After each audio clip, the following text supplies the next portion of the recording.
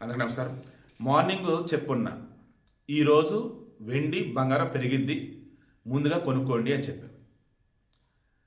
వెండి అమాంతం పెరిగిద్దా స్లోగా పెరిగిద్దా అన్నప్పుడు పెరగడం అయితే ఖాయం.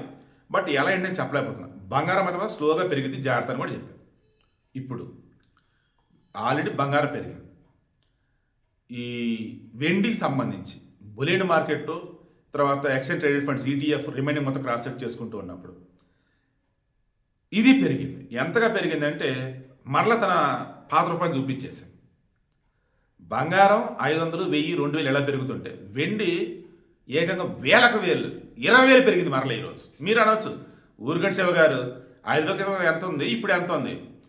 1,90,000 చిల్లర పడిపోయిందండి. సారీ, 1,02,000, 1,40,000 దాదాపు పడిపోయింది. 4,20,000 దాదాపు ఉండే కదా. నిన్నటికి ఎంత వచ్చింది? ఉదయానికి 2,80,000కి వచ్చింది. అంటే ఎంత అండి? 1,20,000, అదొక 20, 30. అమ్మ బాబోయ్, నిజమే 1,30,000, 1,40,000 పడిపోయింది 5-6 రోజుల్లో. ఇప్పుడు మార్కెట్లో మళ్ళీ 20,000 రూపాయలు పెరిగింది, మరలా 3 లక్షలకు వచ్చేసింది. సో విషయం ఏంటి మరి? పెరిగిద్ది. స్లోనా ఫాస్ట్ నాకు తెలియదు, వెండి అయితే పెరుగుతుంది. నిన్న మన కొంత భయపడ్డారు, ఏంది ఇట్ట పడిపోతుంది. నేను చెప్పా పెరిగిద్దండి, భయపడకుండా ఉండండి అన్న. ఈవెన్ నేను ఈటీఎఫ్లో పెట్టా కదా 2 lakhs, దాని ప్రాఫిట్ కూడా నాకు అరౌండ్ 30,000 ఎంత వచ్చింది. బట్ నేను తీయట్లా.